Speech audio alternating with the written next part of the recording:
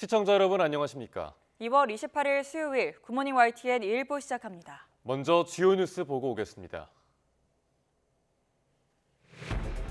불공정 공천 논란 속에 열린 더불어민주당 의원총회에선 이재명 대표에 대한 의원들의 성토가 잇따랐습니다. 서울 중성동갑 공천에서 배제된 임종석 전 대통령 비서실장은 오늘 기자회견을 열어 입장을 밝힐 예정이고 의원 평가 하위 10% 통보에 반발한 오선 서른 의원도 탈당을 공식 선언합니다. 국민의힘에선 윤석열 정부 초대 국가보훈부 장관을 지낸 박민식 전 장관이 서울 영등포울 공천 경선을 돌연 포기했습니다. 현역과 친윤 불패라는 비판도 나오는 가운데 오늘 전통적인 강세 지역인 영남권 등 25개 지역구를 대상으로 진행한 2차 경선 결과를 공개할 예정입니다. 정부가 의료 공백 사태와 관련해 처음으로 대한의사협회 관계자들에 대한 고발에 나섰습니다. 윤석열 대통령은 의료개혁은 타협의 대상이 될 수 없다며 거듭 강경한 입장을 밝혔습니다. 임신 32주 이전에 태아 성별을 부모에게 알려주는 행위를 금지하는 의료법 조항의 위헌 여부가 오늘 결정됩니다. 헌법소원 청구인들은 부모의 알 권리를 위해서 모든 임신 기간에 태아 성별 고지를 허용해야 한다고 주장하고 있습니다. 유럽 국가들이 우크라이나 지원 방안을 논의하는 회의에서 군대 파병 문제가 거론되자 러시아가 발끈하고 나섰습니다. 파문이 커지자 유럽연합과 나토는 파병 계획은 없다며 서둘러 진화에 나섰습니다. 오늘도 서울의 한낮 기온이 9도까지 오르는 등 예년보다 온화한 날씨가 이어지겠습니다. 다만 내륙을 중심으로 낮과 밤의 기온 차이가 10에서 15도로 커 건강관리에 주의가 필요합니다.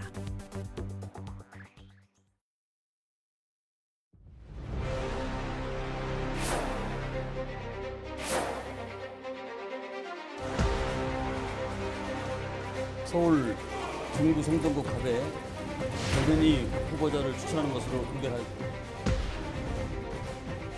저는 오늘부로 최고위원직에서 물러나겠습니다.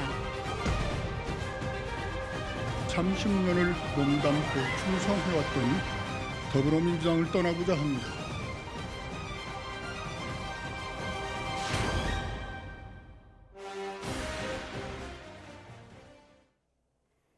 네, 첫 소식입니다. 더불어민주당이 친문의 핵심인 임종석 전 대통령 비서실장을 서울 중성동갑 공천에서 결국 배제했습니다. 대신에 전현희 전 국민권익위원장을 전략 공천했는데 이른바 문명 갈등이 폭발할 것이라는 우려가 커지고 있습니다. 이준엽 기자가 보도합니다.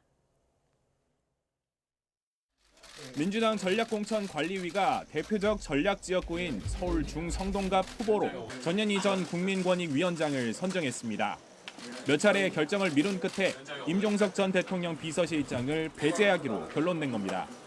임 전 실장이 그동안 출마 의사를 강하게 밝힌 만큼 내부에서도 반대 의견이 나왔지만 다수결로 전현희 전 위원장을 낙점했습니다. 어제도 이 부분에서 많은 토의가 있었고 오늘 또 대부분 이 지역에 대해서 여러 상호 의원님들 간에 교차 토론, 심의가 있었다는 것을 말씀드립니다. 임 전 실장 측은 일단 선거운동을 중단하고 대책을 고민하고 있다고 밝혔지만 친문계에선 부글부글하는 기류가 감지됩니다. 당장 고민정 최고위원은 공천 갈등을 방관하면 안 된다며 최고위원직에서 물러났습니다. 제 문제 제기로 인해 지금이라도 논의 테이블이 열리기를 기대했습니다. 그러나 제게 돌아온 답은 차라리 최고위원에서 물러나라는 답이었습니다. 의원총회에선 혁신은 가죽을 벗기는 심정이라고 말한 이재명 대표를 겨냥해 왜 자기 가죽은 벗기지 않느냐는 거친 발언까지 쏟아졌습니다. 내분을 우려한 이해찬 전 대표 등 당 원로도 임 전 실장의 공천을 당부한 것으로 전해졌지만 끝내 받아들여지지 않았기 때문입니다. 반발이 거셀 걸 뻔히 알면서도 무시했다는 건데 지도부와 친명계는 환골탈태의 과정이라며 이런 지적엔 선을 긋고 있습니다. 21대 국회에 대한 국민들의 불신이 굉장히 큽니다. 그렇다고 보면은 민주당이 그런 면에서 좀 더 환골탈태하고 또 혁신적 공천을 했다. 저는 이렇게 평가를 받을 거로 보고 있습니다. 임종석 전 실장의 서울 중성동갑 공천 배제를 놓고 당내 일각에서는 친문 핵심이자 차기 유력 당권주자의 원내 입성을 견제한 것 아니냐는 해석도 내놓고 있습니다. YTN 이준엽입니다. 어제 열린 민주당 의원총회에선 최근 당내에서 제기된 여론조사와 관련된 논란도 계속됐습니다. 네, 이와 관련해 홍영표 의원은 그간 제기된 각종 공천 의혹에 대한 진상조사를 하고 책임자도 처벌해야 한다고 주장했는데요. 직접 들어보겠습니다. 오늘도 여론조사를 둘러싸고 의원들이 이미 경선이 끝난 사람도 있고 그런데 그런 결과에 대해서도 불신을 가져요. 정필모 전 선관위원장이 나와서 명확하게 자기가 모르는 사이에 누군가의 지시를 받고 그 문제가 되는 업체를 끼워 넣었다. 자기는 더 이상 이 공정한 선거 관리를 할 수 없다는 판단에서 그만뒀다라는 얘기를 했지 않습니까? 정체불명의 여론조사를 한 배경 또 거기에 관련된 사람들의 어떤 책임 이것을 명확하게 해야 된다. 윤석열 정부 초대 국가보훈부 장관을 지내고 서울 영등포 의뢰 총선 도전장을 냈던 친윤계 박민식 전 장관이 돌연 당내 경선을 포기했습니다. 여당 공천을 놓고 친윤 불패라는 지적이 나오는 상황에서 오늘 발표되는 영남권 등의 경선 결과에 관심이 집중되고 있습니다. 강민경 기자가 보도합니다. 서울 영등포 을에서 총선을 준비하던 박민식 전 장관이 경선 결정 하루 만에 입장문을 냈습니다.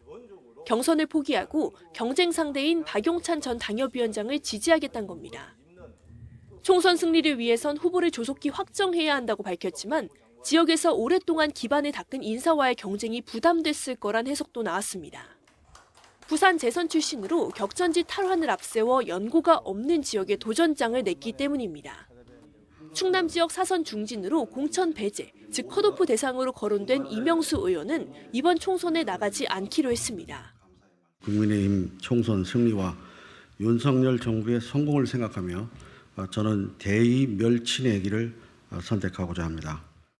여당 지역구 현역 의원 가운데 6번째 불출마 선언인데 공천심사에서 탈락해 지역을 잃은 의원은 아직 한 명도 없습니다. 특히 원조 친윤으로 꼽혔던 권성동 의원이 단수 공천을 받고 이원모 전 비서관 등 대통령실 최측근 참모들은 상대적으로 양지에 공천되면서 친윤 불패라는 비판까지 제기된 상황. 지도부는 시스템 공천을 강조하며 경쟁력 있는 후보가 살아남는 거라고 반박했습니다. 제가 안 나가잖아요. 그렇죠? 이기는 공천, 설득력 있는 공천, 공정한 공천이 목표고 지금까지 그렇게 해오고 있다고 생각합니다.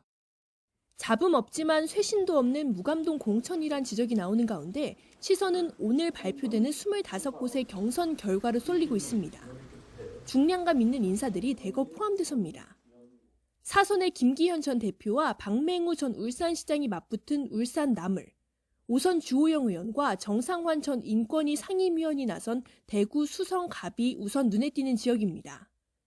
김은혜 전 대통령실 홍보수석과 김민수 대변인이 경쟁하는 경기 분당을 역시 마찬가지입니다. 당 안팎에서 이번 경선 결과가 현역 교체와 인적 쇄신의 가늠자가 될 수 있다는 관측이 나오는 이유입니다.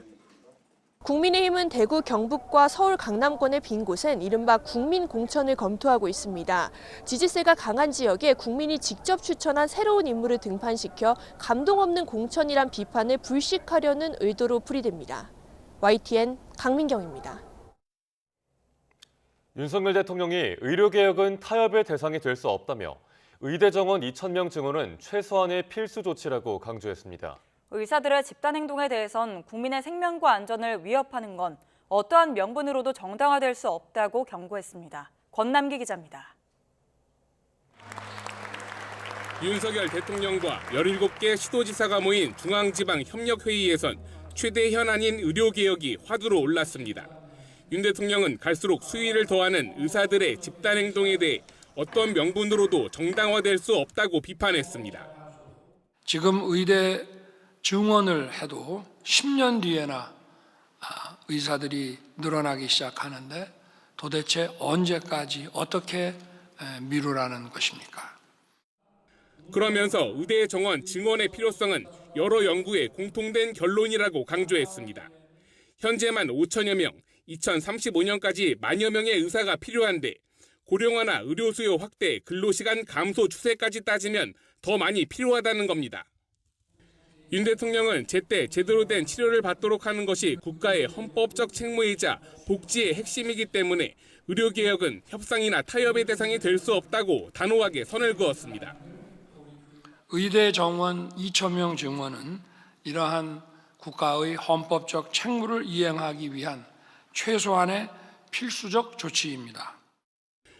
윤 대통령의 발언 뒤 이어진 시도지사들의 보고에선 지역의 열악한 의료 사정에 대한 호소와 함께 산부인과 의사가 마련이 되지 않아서 신생아 사망률이 전국에서 1위를 기록하고 있습니다. 1000명당 16명, 17명이 지금 죽는 그런 현실이 필수 의료와 지역 의료 인력을 늘릴 실질적 대책을 요구하는 목소리가 이어졌습니다. 전남대병원의 의사 선생님들이 2억 한 5천 받습니다. 서울에 3억 준다니까 가버려요. 윤 대통령은 사법 리스크 완화 등 의료계의 요구사항을 전폭 수용했다면서 의사들이 과학적 근거 없이 이해관계를 내세워 증원을 반대하고 있다고 지적했습니다. YTN 권남기입니다. 정부가 전공의 집단 사직에 따른 의료 공백 사태와 관련해 처음으로 의협 관계자들에 대해 고발에 나섰습니다. 전현직 대한의사협회 관계자들이 무더기로 포함됐는데 집단 행동에 대한 사법 처리도 속도를 낼 전망입니다. 김철희 기자입니다. 보건복지부가 전공의 집단 사직 일주일 만에 첫 법적 대응에 나섰습니다. 김태구 의협 비대위원장과 이면택 대한소아청소년과 의사회장, 노한규 전 의협회장 등 의협 관계자 5명을 경찰에 고발한 겁니다. 복지부는 이들이 전공의들의 집단 사직을 지지하고 법률적으로 지원함으로써 집단 행동을 교사하고 방조한 것으로 보고 있습니다. 이러한 행위 때문에 전공의들이 소속된 수련병원 업무가 방해받았다는 게 고발 이유입니다. 인터넷에서 단체 행동을 교사하는 선동글 여러 건을 올린 사람들도 이번 고발 대상에 포함됐습니다.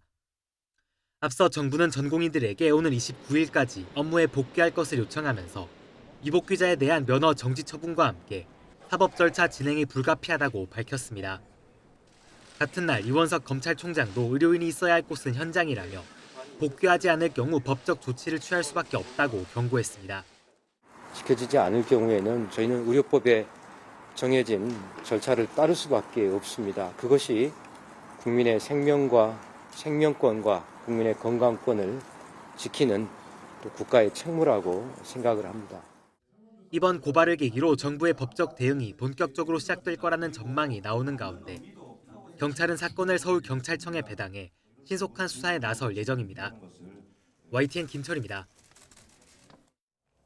의대 증원에 반대하며 사직서를 낸 전공의들에게 정부는 2월 안에 복귀하지 않으면 면허 정지와 사법 절차가 불가피할 거라고 최후 통첩을 했는데요. 특히 면허 정지 기간을 최소 3개월로 명시했는데 전공의들에게는 어떤 영향을 주는 건지 신재원 기자가 보도합니다. 전공의들의 병원 이탈이 일주일 넘게 이어지자 정부가 최종 복귀 시한을 못 박았습니다. 2월 마지막 날까지 복귀하면 어떤 책임도 묻지 않겠다며 3월부터는 최소 3개월 이상 면허를 정지하겠다고 경고했습니다. 최소 3개월의 면허 정지 처분과 관련 사법 절차의 진행이 불가피합니다.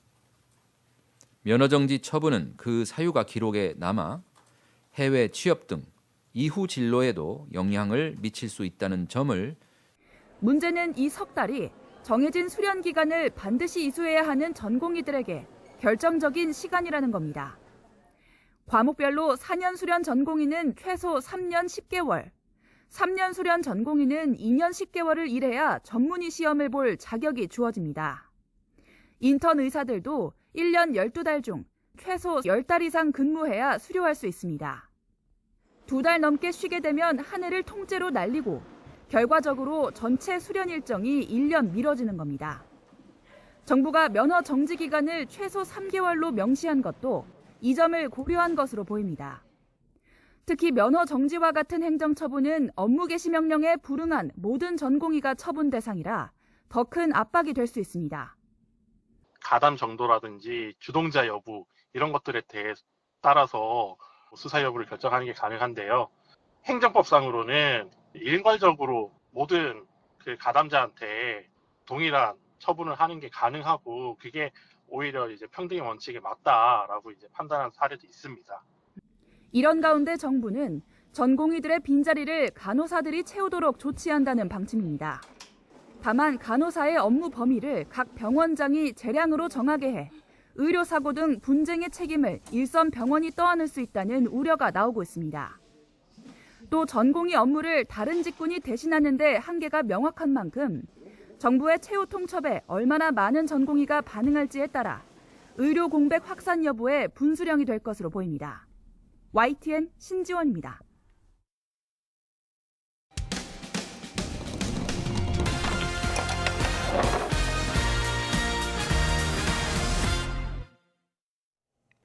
정부는 공익사업에서 무분별한 토지 수용을 막기 위해 국토교통부 산하의 중토위, 즉 중앙토지수용위원회를 통한 공익성 심사를 의무화했습니다. 하지만 심사 요건이 제대로 지켜지질 않으면서 전국 곳곳에서 토지 수용 보상을 놓고 갈등이 심각한 상황입니다. 제보는 Y 이승윤 기자입니다. 경기도 김포 풍무지구, 학교와 녹지 7천 가구 규모의 주거 공간을 조성하는 사업이 추진 중입니다. 지하철 5호선이 연장될 풍무역 인근 토지입니다. 이곳의 원주민 150여 명은 토지 수용 보상 문제를 놓고 시행사 측과 지난 2017년부터 갈등을 이어오고 있습니다. 중토위는 이 사업에 대해 조건부 동의 결정을 내렸습니다. 사유지 75% 이상을 협의로 사들이고 매매를 거부한 원주민들과는 왜 협의가 안 됐는지 이유를 밝히라는 조건입니다. 그런데 경기도청 산하의 지토위, 즉 지방토지수용위원회는 조건 불충분을 권고사항이라며 토지 수용을 결정했습니다. 원주민들은 지토위가 중토위 결정을 무력화시켰다며 반발했습니다. 토지적 및 관계자들이 150명이 여분이 과도한 보상 요구를 좀 편성해서 지금 소용 제결로 지금 올라가 있는 상태입니다. 1,700가구 규모의 아파트 조성을 추진 중인 대전 도안지구도 상황은 마찬가지. 중토위가 공익성 심사에서 80% 사유지 확보를 조건으로 내걸었지만 확보율은 65%에 그쳤습니다. 그런데도 대전시 지토위는 원주민이 숨지는 등 불가피한 사유가 인정된다며 토지 수용을 의결했습니다. 이처럼 지토위 승인으로 공익성 심사가 무력화되는 사례가 잇따르고 있습니다. 지토위에서 너무 그 이해관계나 이런 지역의 이해관계나 이런 데 너무 매몰되는 것들이 아니냐. 결국은 지역의 지자체 입장에서 모든 것들이 결정된다. 중토위는 공익성 심사에서 내건 조건은 꼭 지켜야 하지만 그렇다고 그 수치가 절대적인 건 아니라며 미온적인 태도입니다. 80%라는 게 기계적인 수치가 아니고 그걸 위해서 노력을 하는데 부득이한 사유가 있으면 그 부득이한 사유를 명기를 해가지고 신청하도록 조건부가 돼 있기 때문에 뭐 하나도 변경을 못한다 이렇게 하면 모든 사업이 아마 실무적으로는 진행되기가 굉장히 어려우리라 생각은 됩니다. 중토위에선 최근 3년간 매년 2,000건 넘게 심사가 이루어질 정도로 토지 수용 관련 갈등은 심각해지고 있습니다.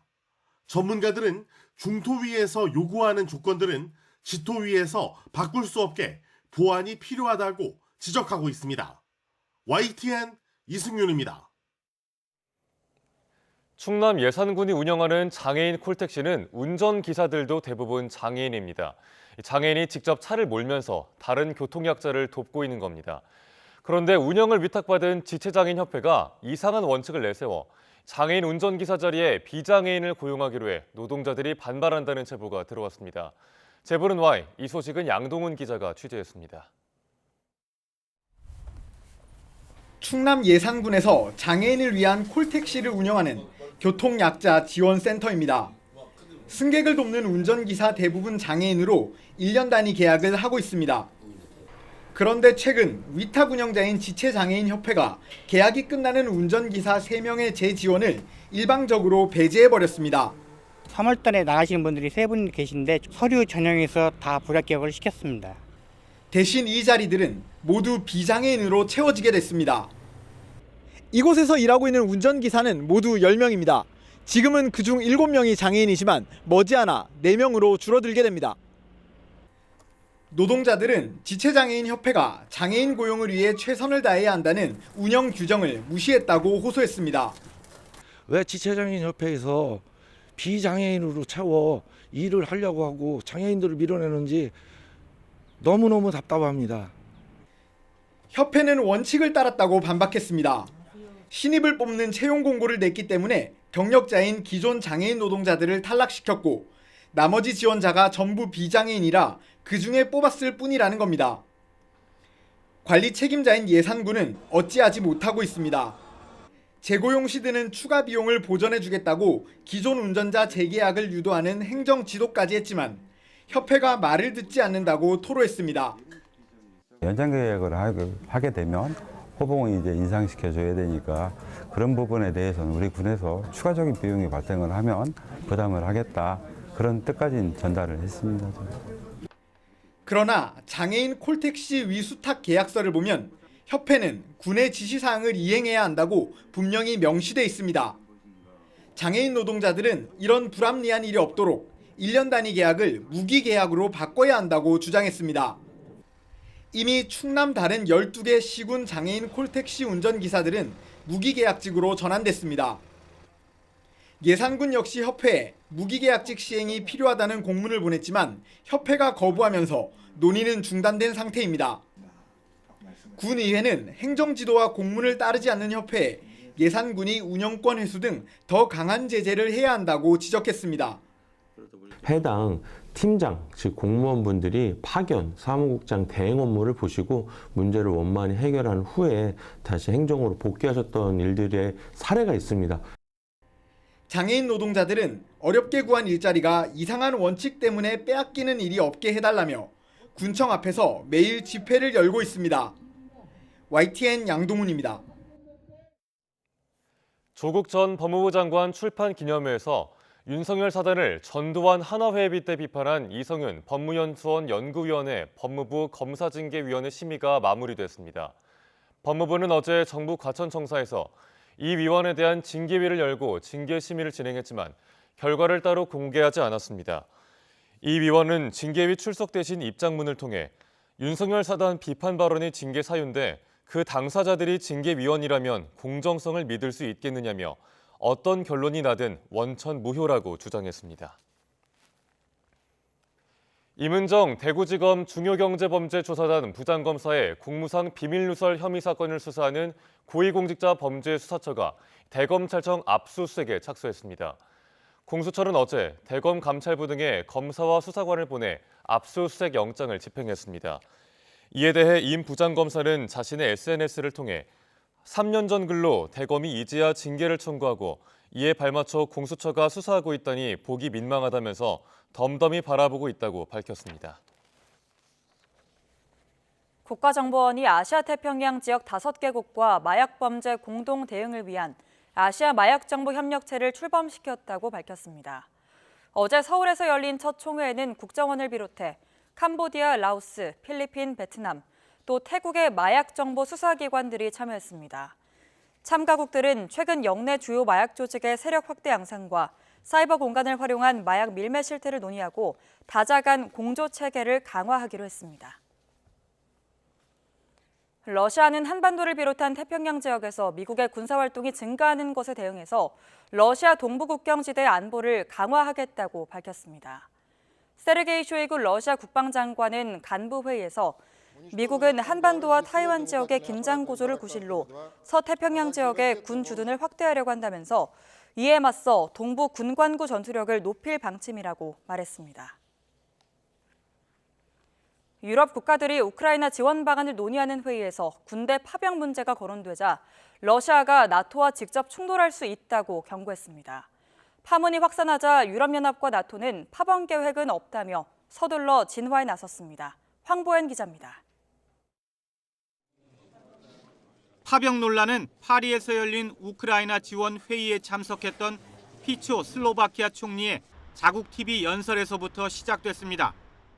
že viaceré členské štáty NATO a Európskej únie uvažujú, že na bilaterálnej báze pošlú na územie Ukrajiny svojich vojakov. 슬로바키아는 나토와 유럽연합 EU 회원국이지만 지난해 취임한 피코 총리는 친러시아 인사로 알려져 있습니다.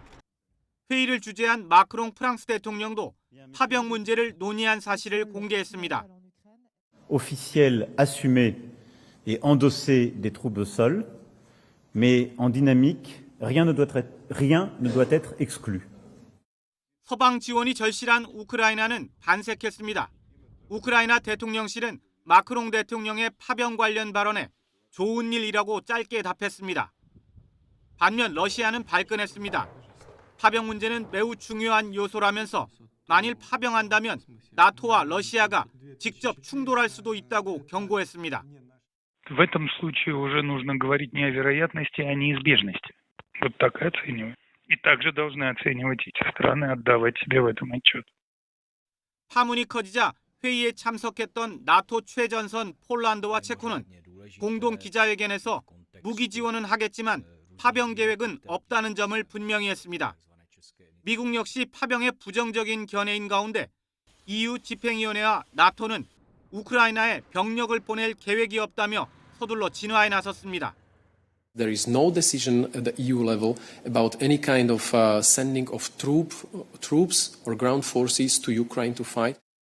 나토 주요국이 앞다퉈 손사래를 치는 상황에서도 마크롱 대통령은 여전히 파병 가능성을 띄우며 반응을 살피고 있습니다. 하지만 나토의 파병 결정은 회원국 만장일치의 지지가 필요한 만큼 당장 현실화 가능성은 거의 없어 보입니다. YTN 황보현입니다. 고립된 가자지구 난민들을 돕기 위한 구호 물품이 이틀째 하늘에 뿌려졌습니다.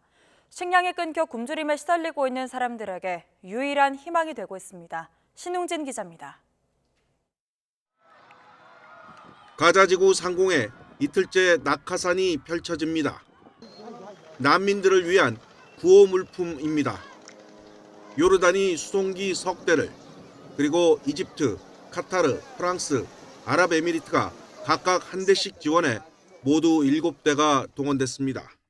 استهدفت هذه المساعدات وللمرة الثانية إيصال المساعدات الإنسانية. هذه الإنزالات استهدفت إيصال المساعدات الإنسانية إلى المواطنين في قطاع غزة بشكل مباشر.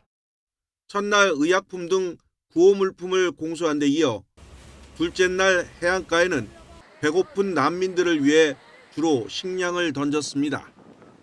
먹을 것이 떨어진다는 소문이 나면서 해변에는 수많은 난민이 몰렸습니다. 이처럼 하늘에서 무작위로 구호 물품을 투하하는 이유는 이스라엘군의 통제로 육로 수송이 어렵기 때문입니다. 특히 가자지구 북부의 경우 한 달 이상 물품이 전달되지 않아 난민들이 기아에 시달리고 있는데 어린이 6명 가운데 1명은 영양실조인 것으로 조사됐습니다. أنا بتمنى لأولاد الموت عشان ما يطلبش مني رغيف خبز مش قادر أطعميهم مش قادر أطعمي أولادي إحنا بنيجي هان بالموت. 유엔은 이미 지난해 12월부터 230만 명의 가자지구 주민들이 굶주림의 고통을 받고 있다고 보고했습니다. 전쟁터에 갇힌 난민들은 동물 사료와 풀잎으로 끼니를 연명하며 죽을 날만 기다리고 있는 상황. 그나마 하늘에서 내려오는 구호 물자에 하루하루를 버틸 희망이 생겼습니다. YTN 신웅진입니다. 대한축구협회가 황선홍 올림픽 대표팀 감독을 축구대표팀의 임시 감독으로 선임했습니다. 황 감독은 다음 달 열리는 태국과의 월드컵 2차 예선 2연전을 지휘하게 됩니다. 양시창 기자입니다. 축구협회가 선택한 축구대표팀 임시사령탑은 황선홍 23세 이하 대표팀 감독입니다. 다음 달 월드컵 2차 예선까지 황 감독에게 성인 대표팀과 올림픽 대표팀을 둘 다 맡기는 겁니다. 지난 16일 클린스만 감독이 경질된 지 11일 만에 내린 전력강화위원회의 첫 결정입니다. 협회 소속 지도자이고 아시안게임 우승으로 최근 성과도 보여줬으며 국제대회 경험, 아시아 축구에 대한 이해도 또 갖췄다는 점입니다. 애초 전력강화위원회는 바로 정식 감독을 선임하기로 의견을 모았다가 다시 임시 감독 체제로 가는 쪽으로 방향을 바꿨습니다. 다음 달 월드컵 2차 예선 전에 감독을 선임하기에는 시간이 부족한 데다 일부 K리그 감독들이 물망에 오르면서 팬들의 질타를 받은 점도 고려됐습니다.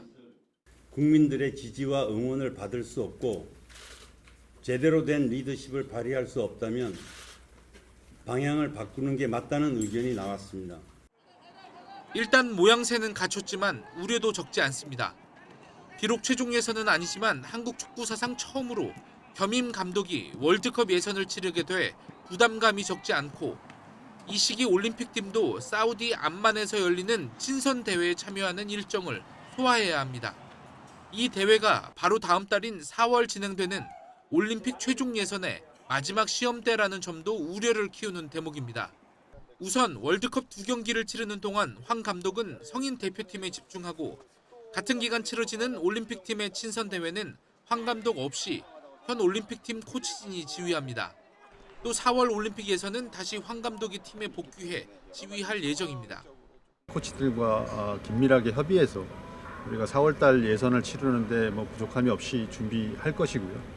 또 대표팀도 잘 추스러서 우리가 태국 2연전을 좀 좋은 결과로 마무리할 수 있게끔 준비.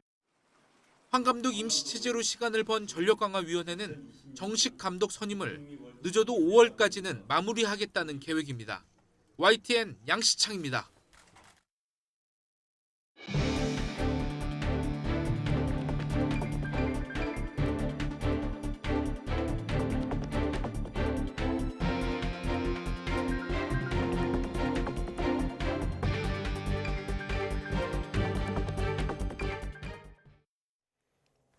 전공의들이 병원을 떠난 지 일주일이 넘어가면서 진료 차질도 가속화되고 있습니다.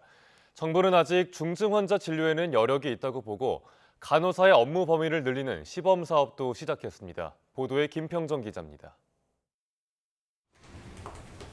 전공의 집단 이탈로 의료 공백은 갈수록 커지고 있습니다. 암 수술이 연기되거나 항암 치료에 차질이 생긴다는 호소도 잇따르고 있습니다. 제때 치료를 못 받고 우리는 환자니까 의사를 보러 병원을 오는데 의사들이 없어서 치료를 못 받으면 우리 어떻게 생명이 달린 일인데. 집단행동 이후 상급종합병원의 신규 환자 입원은 4분의 1, 수술은 절반씩 줄었습니다. 정부는 줄어든 환자는 모두 중등증 또는 경증 환자라고 설명했습니다. 이를 토대로 중증 환자 진료에는 아직 큰 차질이 없다는 게 정부 입장입니다. 중증 환자를 우선 진료하도록 재편된 상급종합병원에서 외래 진료가 크게 줄지 않은 것도 근거가 되고 있습니다. 최근 상급종합병원 외래 진료량 감소 폭이 2.5%로 미미한 점을 감안할 때 중증 환자를 진료할 여력이 있다고 판단하고 있습니다. 정부는 전공의 빈자리를 채우고 있는 간호사의 업무 범위를 넓히는 진료 지원 인력 시범 사업도 시행했습니다. 각 병원 사정에 맞게 업무 범위를 정할 수 있어 간호사의 법적 방어막이 될 것으로 기대됩니다. 보건의료기본법에 따라 시행하는 것으로서 간호사는 의료기관 내에서 이루어지는 행위에 대해 법적으로 보호를 받을 수 있습니다. 이와 함께 이른바 응급실 뺑뺑이 같은 생명이 위협받는 상황에 신속하게 대응하도록 보건복지부 안에 즉각 대응팀도 설치됐습니다. YTN 김평정입니다. 전국 40개 의과대학 학장들이 적정한 의대 증원 규모는 350명이라고 재확인했습니다. 한국의과대학 의학전문대학원 협회는 정기총회를 열어 이같이 뜻을 모으고 대학 본부에 다시 의견을 전달하기로 했다고 밝혔습니다. 다만 학교마다 의대 희망 증원 규모 등이 달라 단체 행동으로 이어지기는 어려운 걸로 전해졌습니다. 정부가 의사 집단 행동과 관련해 의사협회 전현직 간부 5명을 업무 방해 혐의로 고발했습니다. 전공의들의 집단 사직으로 의료 대란이 불거진 이후 정부가 의사들을 고발한 건 이번이 처음입니다. 보건복지부는 의료법 위반 등의 혐의로 의사협회 비대위 관계자 등 5명과 성명불상자 등을 경찰에 고발했다고 밝혔습니다. 이원석 검찰총장은 전공의 집단 행동과 관련해 의료 현장으로 돌아오지 않으면 법 절차에 따를 수밖에 없다며 조속한 복귀를 촉구했습니다.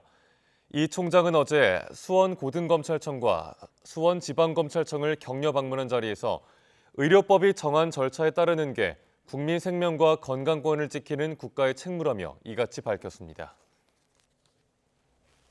거대 양당 후보들의 총선 대진표가 확정된 지역구에서는 여야 중량급 인사들의 빅매치가 눈길을 끌고 있습니다. 전체 선거의 판세는 물론 개인의 정치적인 운명도 달려있는 만큼 물러설 수 없는 총력전을 예고하고 있습니다. 보도에 나희행 기자입니다. 더불어민주당 이재명 대표의 지역구인 인천 계양을은 이번 총선 최대 승부처로 꼽힙니다. 국민의힘 한동훈 비대위원장은 새해 벽두부터 대선 주자급 원희룡 전 장관을 맞상대로 띄우고 이른바 명룡대전 승리의 사활을 걸었습니다. 우리 국민의힘은 인천에서 시작할 겁니다. 인천에서 바람을 만들어서 전국에서 승리할 겁니다. 야당의 정권 심판론을 방탄정당 심판론으로 덮겠다는 전략인데 사실 여당 입장에선 2010년 18대 국회 보궐선거 이후 한 번도 이긴 적 없는 대표적 험지입니다. 송영길 전 대표에 이어 지역구에 입성한 이재명 대표는 당대표 프리미엄을 과시하며 지역 발전을 약속했습니다. 또 인천에서 최고위원회의를 개최하게 되니까 어쨌든 감흥이 남다른 건 사실입니다. 대한민국의 새로운 중심으로 성장 발전하게 되기를 기대하고 경기 남부 선거 판도에 영향을 미칠 성남 분당 갑에선 민주당이 탈환을 노리고 있습니다. 대선 직후 보궐선거에서 25%포인트 차 대승을 거둔 안철수 의원의 대항마로 고 노무현 전 대통령의 핵심 측근 이광재 전 국회 사무총장을 전략 공천했습니다. 참여정부 탄생 주역이자 삼선 의원의 강원지사를 지낸 야권 잠룡을 차출한 겁니다. 민주당의 호락호락한 좋은 지역이 아니기 때문에 당사자 본인이 전략 공천되고 그것을 수용하는 것은 저는 용기 있는. 분당갑은 16대 국회 때부터 국민의힘 계열 정당 후보가 내리 4선을 했지만 20대 때 민주당에 빼앗긴 뒤 21대 총선에선 김은혜 전 대통령실 홍보수석이 1000여 표 차 신승을 거둔 곳입니다. 이번 선거에선 개혁신당 깃발을 들고 도전장을 낸 류호정 전 의원의 득표율도 변수입니다. 누가 봐도 자신 있습니다. 저는 지금까지 저 나름대로 10년 동안 제 도덕성 그리고 또 제 능력 그리고 또 제 성과를 보여드렸었거든요. 낙동강 벨트에선 김두관, 김태호 두 전직 경남지사들이 맞붙는 양산을이 주목받고 있습니다. 20대 총선을 앞두고 신설된 뒤 연거푸 민주당 후보가 이겼고 문재인 전 대통령 사저가 있는 지역이지만 현역 김두관 의원은 4년 전 불과 1,500여 표 차이로 간신히 이겼습니다. 여당이 지역구 이동을 요청하면서까지 김태호 의원을 저격수로 배치한 이유입니다. 거대 양당이 중량급 인사들에게 일찌감치 내준 공천장엔 총선 전체 승패를 좌우할 요충지를 차지하라는 메시지가 담겨 있습니다. 상대적으로 본선 준비 시간을 넉넉히 확보한 후보들이 승리를 거머쥐고 정치적 체급 또한 더 키울 수 있을지 주목됩니다. YTN 나혜인입니다. 정부가 가습기 살균제 피해와 관련해서 국가의 배상 책임을 처음 인정한 판결에 상고하기로 했습니다. 환경부는 피해자 5명에게 국가가 배상해야 한다고 결정한 서울고등법원의 항소심 판결에 대해서 대법원에 상고하겠다고 밝혔습니다. 환경부는 이번 항소심에서 처음으로 다른 결론이 나왔기 때문에 대법원의 최종 판단을 받아볼 필요가 있다고 봤다고 설명했습니다. 임신 32주 이전에 태아 상배를 부모에게 알려주는 행위를 금지하는 의료법 조항의 위헌 여부가 오늘 나옵니다. 헌법재판소는 오늘 오후 2시 의료법 제20조 2항에 대한 헌법소원 심판 선고기일을 진행합니다. 이 조항은 임신 32주 이전까지는 의료진이 부모 등에게 태아의 성배를 알려주면 안 된다고 정하고 있습니다. 군 복무 시절 동료 병사를 상대로 추행한 남성이 최근 1심에서 실형을 선고받았습니다. 같은 부대 내에서 벌어진 괴롭힘 신고에 증거를 없앤 간부에겐 벌금형이 내려졌습니다. 이런 피해를 겪은 남성은 이미 제대는 했지만 여전히 고통에 시달리고 있다고 털어놨습니다. 우종훈 기자입니다. 지난 2021년 입대한 A씨가 강원 인제군 3군단에서 겪은 일들은 악몽 그 자체였습니다. 동기인 변모 씨는 쉬고 있는 피해자 침대에 올라 신체를 접촉하거나 자고 있는데 손가락을 빠는 등 강제로 추행했습니다. 이유도 모른 채 죽여버린다는 흉기 위협까지 당해야 했습니다. 저녁 후에도 그때 일 생각나서 가위도 많이 눌리거든요. 그래서 한 번 갔다 오는 군대 그냥 멋지게 다녀오고 싶었는데 다 더럽혀진 기분이라. 선임병들의 괴롭힘도 있었습니다. 당시 상병 김모 씨는 위병소 근무를 대신 서라는 부당 지시를 거부하자 다른 병사들이 있는 데서 욕설하고 모욕했습니다. 간부는 사건 무마에만 급급했습니다. 일병이던 피해자가 김상병에게 당한 괴롭힘을 알렸더니 징계위원회 간사이자 행정보급관이던 한모 상사는 피해자가 쓴 자술서를 파쇄해버리고 별다른 조치는 취하지 않았습니다. 행정보호관이 이제 뭐 저를 그냥 예민한 놈, 유별난 놈 정도로 이제만 생각하고 저를 오히려 다른 부대로 내쫓고 싶어 하더라고요. 부대에서 도움을 구할 곳이 없다고 판단해 외부 조직인 군사경찰에 피해 사실을 알리고서야 수사가 진행됐습니다. 군검찰은 강제추행과 특수협박 등 혐의로 변 씨를 재판에 넘겼고 의정부 지방법원 고양지원은 추행 혐의에 대해 유죄를 인정하고 징역 1년의 실형을 선고했습니다. 다만 검찰과 피고인 모두 1심 결과에 불복해 항소한 상태입니다. 진술서를 없앤 혐의로 재판에 넘겨진 한 상사 역시 죄가 인정돼 지난해 군사법원에서 벌금 300만 원의 약식 명령을 선고받았습니다. 추행 가해자의 계속된 인격 모독과 무고죄 주장으로 1심 결과가 나고서야 제보를 결심했다는 피해자. 유죄는 인정됐지만 가해자와 비슷한 인상착의인 사람만 봐도 가슴이 내려앉을 정도로 고통은 계속되고 있습니다. YTN 우종훈입니다. 어제 저녁 7시쯤 충남 홍성군 홍성의료원 인근 목재 철물점에서 불이 나 3시간여 만에 꺼졌습니다. 이 불로 다친 사람은 없었지만 한때 지역 소방서의 인력과 장비가 모두 동원되는 대응 1단계가 발령됐습니다.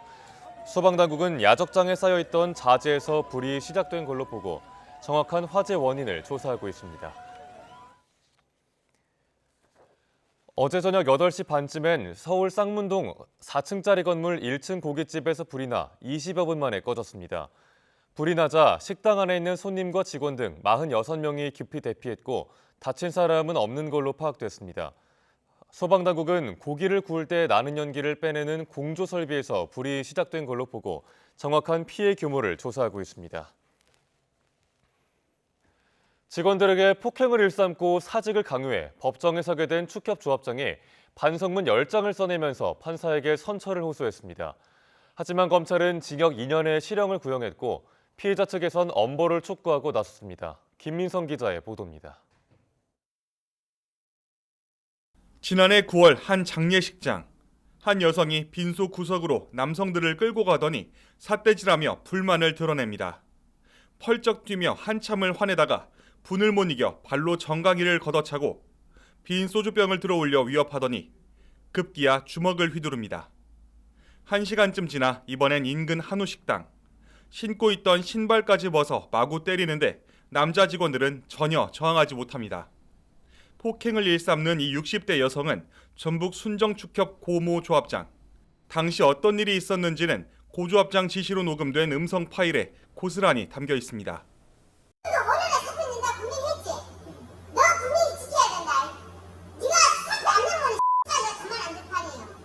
고 조합장은 고소를 당한 뒤 합의하자며 피해자들에게 수십 차례 전화나 문자를 보내고 직접 찾아가기도 했습니다. 피해 직원들은 외상 후 스트레스 장애로 정신과 치료까지 받았습니다. 구속 기소돼 재판이 열리기까지 약 한 달 동안 고 조합장은 조합원 2천여 명의 생계를 책임지고 싶다며 반성문 10장을 법원에 제출했습니다. 최후 진술에서는 구치소한 다른 수감자에게 한글을 가르치며 귀한 교정 시간을 보내고 있다고 주장했습니다. 검찰은 인격 침해적인 범행이라며 징역 2년의 실형을 선고해달라고 법원에 요청했습니다. 실제 오늘 재판정에서 검찰의 2년 구형이 선고됐는데요. 너무 약하다고 생각되고요. 엄벌에 처해졌으면 좋겠습니다. 스무성 남짓 소규모 형사법정은 대부분 고 조합장의 가족과 지인, 순정농협 조합원들로 가득 찼습니다. 이들 일부는 피고인 호송버스를 향해 눈물을 흘리며 큰절을 했고 다른 일부는 피해자 측의 고성을 지르며 법정 밖에서 소란을 피우기도 했습니다. 다음 재판이 4월로 예정된 가운데 고 조합장은 금고 이상의 형을 선고받을 경우 직을 내려놔야 합니다. YTN 김민성입니다. 인천시가 유럽에서 인천 경제자유구역 등에 대한 해외 투자 유치에 나섰습니다. 한국을 찾는 재외국민을 위한 문화공간을 조성하는 걸 포함해 전반적인 도시 개발 계획을 밝혔는데요. 권준수 기자가 보도합니다. 50여 년 전 독일의 간호사로 파견 온 박영희 씨는 어느새 여든을 바라보는 나이가 됐습니다. 낯선 땅에서 결혼도 하고 자식까지 길러낸 박 씨는 기회가 된다면 늦기 전에 한국에서 다시 살아보는 게 소원입니다.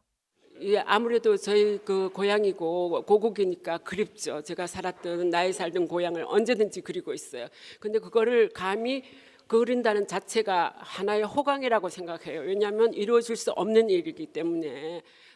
이렇게 한국을 그리워하는 재외국민을 위해 인천에선 흔히 말하는 실버타운 형태로 문화공간이 조성될 예정입니다. 집을 사지 않아도 일정 금액을 투자하면 주거 공간을 분양받을 수 있고 서로의 마음을 잘 아는 재외국민끼리 생활할 수 있습니다. 인천시는 대다수 재외국민이 나이가 많다는 점을 고려해 인근에 대형 종합병원을 세우는 방향도 검토 중입니다. 운영하던 기업을 함께 옮겨오거나 한국에서 사업을 시작하는 경우엔 임대 지원도 나서겠다는 계획입니다. 재외동포들이 인천이 바로 활동의 거점이 되고 비즈니스의 중심지가 될 수 있도록 하는 겁니다. 지금 우리나라 교포들이 193개국에 708만 명이 나가 있습니다. 나아가 인천 경제자유구역에선 미국과 영국의 부동산 회사 등이 참여해 본격적인 도시 개발에 나설 것으로 보입니다. 에너지와 첨단 농업 같은 미래 산업이 자리 잡을 수 있도록 하는 게 목표입니다. 외국 자본을 끌어들여 재정적인 부담은 덜고 인구 300만이 넘은 인천에 더 많은 일자리를 만들겠다는 겁니다. 유럽 현지에서 여러 해외 기업이 국제도시로 탈바꿈하려는 인천에 우리나라 돈 8조 원이 넘는 금액을 투자하겠다는 의향을 밝혔습니다. 하지만 본격적인 투자가 이뤄지기 전까진 아직 많은 단계가 남아있다 보니 구체적인 사업 방향 등 면밀한 정책 점검이 필요한 시점입니다. 프랑스 파리에서 YTN 권준수입니다. 이승만 전 대통령의 일대기를 다룬 다큐멘터리 영화 건국전쟁이 누적 관객 수 100만 명을 돌파했습니다. 배급사 다큐스토리는 건국전쟁이 개봉 27일째인 어제 100만 관객을 넘어섰다고 밝혔습니다. 건국전쟁의 김덕영 감독은 오는 29일 기자회견을 열고 속편 제작 계획 등을 밝힐 예정입니다. 걸그룹 르세라핌이 일본 오리콘 주간 앨범 랭킹에서 정상을 차지했습니다. 소속사인 소스뮤직은 르세라핌의 미니 3집 이지가 발매 첫 주 일본에서 10만 7천 장의 판매량을 기록하며 오리콘 최신 주간 앨범 랭킹 1위에 올랐다고 밝혔습니다. 일본의 한 아나운서 출신의 정치인이 과거 유흥업소에서 일했다는 이유로 당에서 불출마를 요구받았다고 폭로하며 논란이 일고 있습니다. 소속 당에서는 과거 경력 때문이 아니라고 하면서도 구체적인 사유에 대해서는 언급하지 않고 있습니다. 도쿄에서 김세호 특파원이 전해드립니다. 명문 게이오대 출신으로 아나운서와 탤런트로 활동했던 다카하시 마리 씨. 오는 4월 말 국민민주당 소속으로 도쿄도 제15구 중의원 보궐선거에 출마할 예정이었습니다. 私高橋真理並びに国民民主党は清く正しく政治活動を行っていくことを誓います。 하지만 이후 국민민주당은 다카하시 씨가 법령 위반 가능성이 있는 행위를 했다며 후보 공천을 취소했습니다. 이에 다카하시 씨는 SNS를 통해 자신이 과거 유흥업소에서 일한 경력을 이유로 불출마 요구를 받았다고 폭로했습니다. お金に困ってた時期があります。その時期にラウンジという夜のお店で一生懸命働きました。 그러면서 유흥업소에서 일했다는 이유로 밑바닥에서 열심히 일하는 여성은 평생 도전도 할 수 없는 것이냐며 당을 떠나겠다고 밝혔습니다. 이에 대해 국민민주당 측은 과거 근무 경력만으로 불출마를 요구한 게 아니라고 반박했습니다. ラウンジ上されておられたからということをもってですね、我々がこんな判断をしたということではないと。 그러면서도 다카시 씨의 법령 위반 내용에 대해서는 프라이버시와 관련돼 있다며 구체적인 언급은 피했습니다.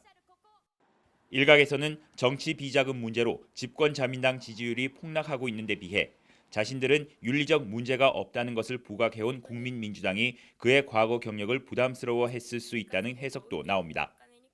다카하시 씨의 불출마 이유를 놓고 진실 공방이 벌어지고 있는 가운데 일본 네티즌들 사이에서도 과거 경력의 윤리적 잣대에 대한 갑론을박이 이어지고 있습니다.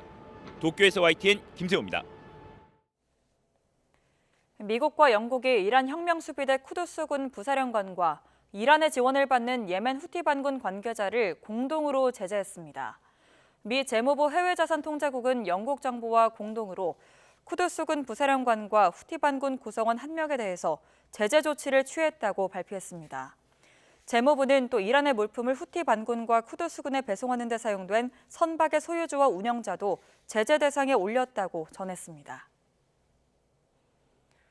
러시아와 우크라이나 간 전장이 3년째로 접어든 가운데 그간 우크라이나군이 44만 명 이상의 병력을 잃었다고 러시아 정부가 주장했습니다. 세르게이 쇼이구 러시아 국방장관은 국방부 간부회의에서 전쟁 과정에서 우크라이나 군인 44만 4천 명 이상이 사망했다고 말했습니다. 이는 젤렌스키 우크라이나 대통령이 지난 25일 기자회견에서 자국군 3만 1,000명이 전사했다고 밝힌 것보다 14배 이상 많습니다. 오늘도 아침에는 쌀쌀하지만 한낮에는 온화함이 감돌겠습니다. 현재 3.7도를 보이고 있는 서울 기온, 한낮에 9도까지 올라 어제와 비슷하겠습니다. 하루 사이에도 일교차가 10도 안팎으로 크게 벌어지는 만큼 체온 조절 잘 해주시기 바랍니다. 오늘도 전국적으로 구름만 많은 날씨가 이어지겠습니다. 대기질도 좋음에서 보통 수준을 유지하겠습니다. 다만 동해안을 중심으로는 너울성 파도가 높게 일겠습니다. 해안가 안전사고에 각별히 유의하시기 바랍니다. 오늘 아침 중부지방은 어제보다 높은 기온으로 출발하고 있습니다. 현재 서울 기온은 3.7도, 춘천 영하 1도를 나타내고 있습니다. 한낮에는 예년과 비슷하거나 조금 높겠습니다. 서울 9도, 대전 11도, 광주 13도가 예상됩니다. 내일은 충청 이남을 중심으로 비나 눈이 내리겠고요. 이후에는 꽃샘추위가 찾아오겠습니다. 3일절에는 서울 아침 기온이 영하 5도 안팎까지 떨어질 전망입니다. 날씨였습니다. 굿모닝 YTN 1부 마칩니다. 잠시 후 2부가 이어집니다. 함께해 주신 여러분 고맙습니다.